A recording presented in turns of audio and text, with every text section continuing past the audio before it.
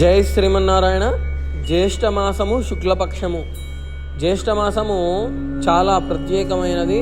ఈ యొక్క జ్యేష్ఠమాసంలో శుక్లపక్ష పాడ్యమి నుండి దశమి వరకు 10 రోజుల పాటు 10 రకాల పూలతోనూ 10 రకాల పిండి వంటలతోనూ పూజ చేసి నైవేద్యం పెట్టి బ్రాహ్మణులకు దానము ఇచ్చినట్టయితే దశమి దశపాపహర దశమి నాడు అనగా 10వ రోజు కాశీలోని దశాశ్వమేధ ఘాట్లో స్నానం చేసి శివాలయంలో శివలింగ దర్శనం చేసుకుని 10 జన్మల నుండి విచ్చలవిడిగా ఇంద్రియాలను ఉపయోగించి వాటి వల్ల వచ్చేటటువంటి పాపాలన్నీ కూడా పోతాయన్నమాట.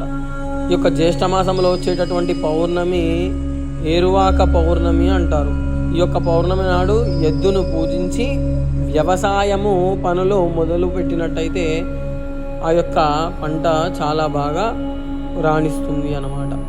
అందరూ కూడా ఇది గమనించి ఈ యొక్క జ్యేష్ఠమాసంలో ఈ యొక్క 10 రోజుల పాటు 10 రకాల పూలతోనూ 10 రకాల పిండి వంటలతోనూ ఆరాధించి ఆ యొక్క దైవతానుగ్రహాన్ని పొందవలసిందిగా ఈ యొక్క విజ్ఞాపన.